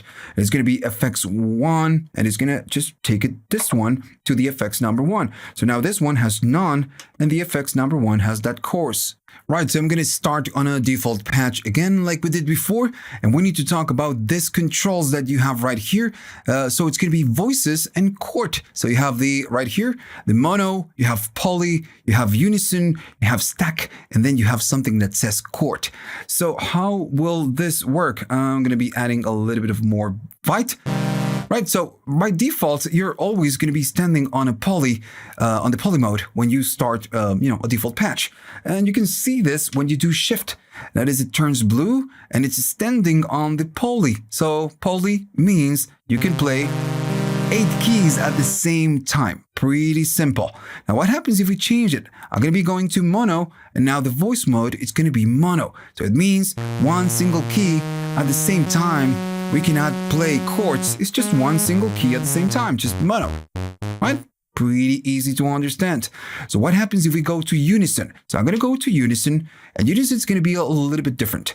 Right here, it says unison 2. Maybe you cannot see it, but it says unison 2, or you can do unison 4, or you can do unison 8. So since this synthesizer can do up to 8 voices, now you can do unison. Now, the unison on this synthesizer is a little bit weird, and I'm going to show you how to make it better anyways. So if you don't know what unison is, when you play a single key, and this is a single key kind of a thing, we just cannot play a chord. So if I make a key, the synthesizer is going to stack two voices on top, with this frequency on this key. Or maybe you can do 4, and notice it sounds louder every time I play a key. This is stacking 4 voices on the same key, right? Now, the thing is that with unison, you get a really cool sound when you start to shift the pitch or offset the pitch of the voices. And you get a big sound. But the thing is that this doesn't work that way, and it's just a little bit weird. So right now, we have a stack of 4 voices, I guess. So if we go there, we have 8. So I'm gonna go to 4. 4 is more than enough. So once we are done, we are using unison 4. It's just a little bit too loud, but we don't get a big sound. So we have the drift. So the drift, remember, it will detune the voices just to get that vintage kind of a vibe. So if I do something like that, we start getting that unison vibe.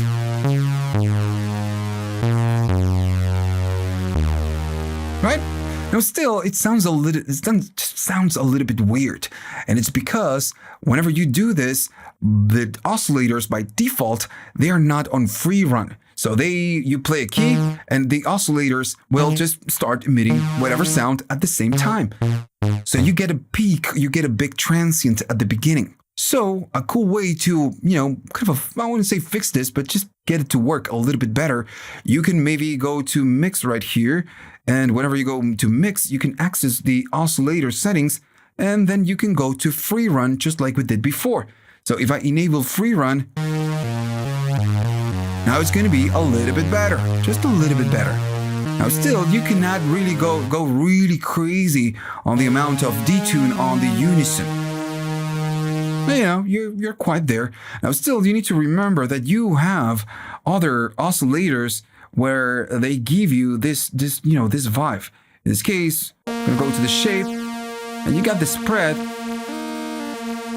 That, you get that vibe, and the other algorithms are going to be spread saw, maybe I'm going to go there. And you add more weight, and you're going to be getting that unison vibe. Now, still, it's just not the same thing, but, you get something like that. Now, what is going to happen with the other modes? We have stack 2. So I'm going to be going to shift, started with the default patch. I'm going to go there, and now we are in stack. Now, this still is a kind of a mono-ish kind of a thing, and it's a version of unison. Now, with unison, we can play only one key at the same time. We cannot do more.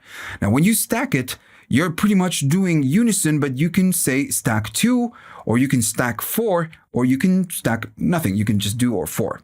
Now, the difference is that now, if you're stacking 2, you can, since you have 8 voices, you can play 1, 2, 3, and you're stacking 2 voices on each key. That's why it's called stack. Now, let me just get a little bit more bite. Notice that sounds really loud. Now, if I go to drift, we are going to be getting that sort of unison. And if I go to the oscillator and I change it to free run, we can make a chord because we have 2 voices on the 3 keys that we are playing. Right. Now still, if I go to shift and we go to the stack right here, we can stack 4. So now, since you have 8 voices, you can play 1 key, maybe this one, and this one, but you cannot play a 3rd one. Right? It's going to dispose one of the keys. You can only play 2 keys because you have 4 voices here and 4 voices here. Right, so I'm going to go maybe to poly, and I want to show you one more thing, and it's going to be the chord mode. So on this one, what you can do, you can record and maybe just make the synth remember a chord, and then when you play one single key, it's going to play that chord. Now, I'm going to be making a chord. That's my chord. Maybe I'm going to go a little bit down on the drift. Right, so now what I want to do is chord. I'm going to be doing the chord. I'm going to enable chord. And it says chord latch on. I'm going to release the keys, and now what I can do, I can play one single key, and it's just going to be playing that chord. Of course, it's transposing it, but you can do it. Okay, so let's talk about the mod depth This is something, it's actually something from configuration from the settings that you have available. Now, let me just show you and learn by example. Now, we already know how to attach aftertouch or note or velocity to one of the modulation sources, the Modslots. We already know how to do this. And when we attach something, then we do depth, and we decide how much of whatever is that we are using right here, we are going to be doing on whatever modulation. We know that how that works. Now, the thing is that behind the scenes, it's going to belong to the keyboard, and then you have the XY. Now, behind the scenes, it's using the full of whatever, velocity, aftertouch, note, or expression. Let me just show you. I'm going to go to right here. I'm going to tap velo, which is going to be velocity. And instead of assigning something, I'm going to move this control. And notice this one, it says depth, right? So this is what we want to do. We want to access here. So as soon as I move this, it's going to say velo depth. So right now it says 64. So it's using the full value of the velocities. Now, if I attach the velocity to a modulation source, to a mod slot, it's going to be using full of whatever we do right here in terms of velocity. But, right here, we can configure this and just, make it smaller and just make the velocity a lot less, reactive to, the keyboard a lot less reactive to velocity. Now, let me give you an example. I'm going to be going right here to, an initial patch. Let's start from the scratch. And I'm going to be using the aftertouch because it's pretty obvious. I'm going to attach the aftertouch to modulate maybe the A1. And I'm going to go full, right? So I'm going to be doing this. So now the aftertouch, as soon as I play it more, notice that it's going to go through the different modes, but it's really aggressive, right? Now, what I want to do, I want for the aftertouch to be just a tiny bit. So what you can do, you can go to aftertouch in this case, and you can move the depth. And right here, you can adjust the depth of, the aftertouch. So I'm going to go down on the keyboard. And now, let me just do maybe 20 or something like that. So now the aftertouch is not going to be that aggressive. And I'm, playing really hard on the aftertouch. And you can see the synthesizer moving on the table. And I'm going really hard. And right like this, we are just, altering the depth of the aftertouch. Now, you can do this for velocity, you can do it for aftertouch, you can do it for note, and you can do it for expression as well. Now, also, you can do it for the XY. And I'm going to get out of this, and I'm going to go maybe back to patch. At the bottom, you have the X plus, the X, the X minus, the Y, and the Y minus. So if you go to shift and you do the same thing, you're going to be modifying the depth for the X controls. So let's say I want to modify the Y plus depth. As soon as I do this, it's going to take us to the joystick, setting. So whenever I go right here at the bottom, we can adjust the depth of the Y plus, right? Now, all of these options that you have right here, they are accessible through the panel. I'm going to start, with the default patch. And if I go right here, I'm going to scroll, the first one is going to be keyboard. And right here, you can change all of this. Now, the difference is by holding and just moving the depth, it's just, a lot quicker than going through the, the page settings. Now, if we have the voice mode, we keep going up, we are going to get to right here. Let me just find it. Right here, for example, we have the velo depth. Then we have the assign, the aftertouch assign, and so on. Note assign. We have the aftertouch depth. So you have it right here on the keyboard. And for the joystick, you have it right there at the end after the mod slots. You have it right there. So you can change it from here if you wanted to. All right, so let's talk about almost the last thing. We have 8 favorites. You have 1, 2, 3, 4, 5, 6, 7, and 8. So you have 8 slots to store favorites. And let's pretend that this is just going to be my favorite patch, right? So, and I want to store this as a favorite. So what you will need to do, you will need to go to patch, press and hold, and while you're holding, you need to go to one of the 8 assignable slots for favorites. So this one is going to be the first one. So, okay, so I'm going to need to press and hold, and now that one is going to be assigned as a favorite. Now, if I change patches, how can I, go to that favorite? Well, it's the same thing. You need to patch, hold it, and just tap it. right? And it's going to go to that patch you saved as favorite. So you only have 8 slots. You don't have more.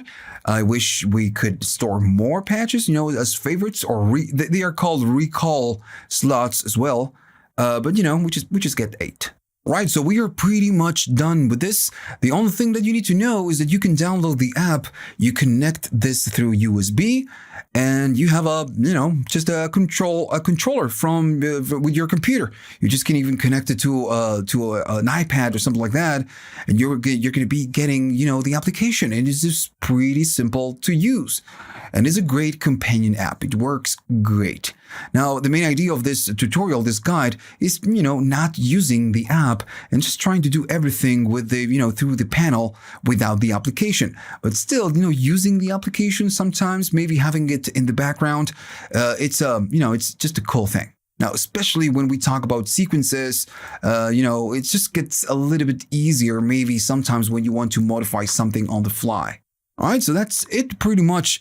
Now, remember, I've recorded a different guide for the ARP and then the sequencer, and I'm going to be recording a few videos creating different patches and playing with different oscillators. So I'm going to be releasing them in a few days or maybe a couple weeks. So if you learned something on this one, remember to like and subscribe. And if you have the money and you want to buy me a coffee just to say thanks, you can. You go to the links at the description. You have PayPal, you have Patreon, and you have YouTube. Thanks. All right? So see you on the next one.